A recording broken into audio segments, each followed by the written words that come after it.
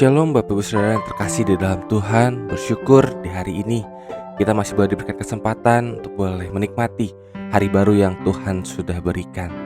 Dan sebentar kita akan merenungkan kebenaran firman Tuhan. Tapi sebelum itu mari kita bersatu hati, kita berdoa. Ya Tuhan, kami bersyukur karena Engkau adalah Tuhan yang setia, yang terus memelihara hidup kami sampai hari ini. Terima kasih ya Tuhan untuk kasih dan anugerah-Mu yang tidak pernah ada habisnya bagi setiap kami. Saat ini ya Tuhan, kami datang kepadamu dengan sebuah kerinduan untuk boleh mendengarkan firman-Mu. Kiranya ya Tuhan, Roh Kudus boleh menerangi hati dan pikiran kami, sehingga kami boleh mengerti, boleh menerima, dan boleh menghidupi kebenaran firman Tuhan yang akan kami renungkan di dalam kehidupan kami hari lepas hari. Terima kasih ya Tuhan, di dalam nama Tuhan Yesus kami berdoa. Amin. Saudara, perenungan kita hari ini terambil dari Mazmur 106 ayat 6-8 yang berbunyi demikian. Kami dan nenek moyang kami telah berbuat dosa. Kami telah bersalah, telah berbuat fasik. Nenek moyang kami di Mesir tidak mengerti perbuatan-perbuatan-Mu yang ajaib, tidak ingat besarnya kasih setia-Mu, tetapi mereka memberontak terhadap yang maha tinggi di tepi laut Teberau. Namun diselamatkannya mereka oleh karena namanya, untuk memperkenalkan keperkasaannya. Demikian jauh pembacaan firman Tuhan kita hari ini. Saudara, kalau ada yang bertanya kepada kita, apa itu iman? Mungkin banyak dari kita akan menjawab, iman itu adalah percaya kepada Tuhan. Ya, itu adalah jawaban yang benar. Tapi Alkitab menunjukkan bahwa iman bukan hanya sesuatu yang ada di pikiran. Iman bukan hanya percaya bahwa Tuhan itu ada, tetapi iman yang sejati akan terlihat di dalam cara kita menjalani hidup setiap hari. Dan dalam Mazmur 106, kita menemukan 3 gambaran sederhana tentang kehidupan orang yang beriman. Yang pertama adalah pengakuan. Pemazmur memulai dengan mengakui dosa-dosanya dan dosa bangsanya. Ia tidak menyalahkan orang lain, ia tidak mencari alasan, tapi ia datang kepada Tuhan dengan kerendahan hati dan berkata, kami telah berdosa.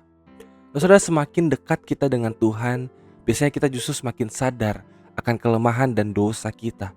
Dan orang yang beriman bukanlah orang yang merasa dirinya paling baik. Orang yang beriman adalah orang yang dengan rendah hati datang kepada Tuhan dan berkata, Tuhan, saya masih membutuhkan kasih karunia-Mu setiap hari. Yang kedua adalah mengingat. Saudara, bangsa Israel sering jatuh karena mereka lupa akan kebaikan Tuhan. Mereka lupa bagaimana Tuhan menolong mereka, memimpin mereka dan menyelamatkan mereka. Dan kalau boleh jujur, bukankah kita juga mungkin sering seperti itu? Ketika menghadapi masalah, kita menjadi khawatir dan takut. Padahal kalau kita melihat ke belakang, begitu banyak pertolongan Tuhan yang sudah kita alami. Tuhan yang menolong kita dulu adalah Tuhan yang sama, saudara, yang memegang hidup kita hari ini. Karena itu iman juga berarti belajar mengingat kasih setia Tuhan, mengingat pemeliharaan Tuhan, mengingat bahwa Tuhan tidak pernah meninggalkan kita. Dan yang ketiga adalah memuliakan Tuhan. Setelah mengalami pertolongan Tuhan, tujuan akhirnya bukan supaya kita menjadi hebat, tapi supaya Tuhan dimuliakan. Hidup orang percaya seharusnya menjadi kesaksian tentang kebaikan Tuhan. Nah saudara, semua ini sebenarnya membawa kita kepada Injil. Sebab kalau kita mau jujur, tidak ada seorang pun yang bisa hidup sempurna. Kita sering gagal mengakui dosa, kita sering lupa akan kebaikan Tuhan, dan kita sering lebih mencari kemuliaan diri sendiri daripada kemuliaan Tuhan. Tapi saudara, syukur kepada Tuhan Yesus Kristus datang untuk menyelamatkan kita. Di kayu salib dia menanggung dosa kita. Dia membuka jalan supaya kita dapat datang kepada Allah dengan penuh keberanian. Dan setiap hari dia terus bekerja membentuk iman kita melalui kasih karunia-Nya. Nah, saudara, mungkin hari ini ada sesuatu yang perlu kita akui kepada Tuhan. Mungkin ada kebaikan Tuhan yang sudah lama sekali kita lupakan.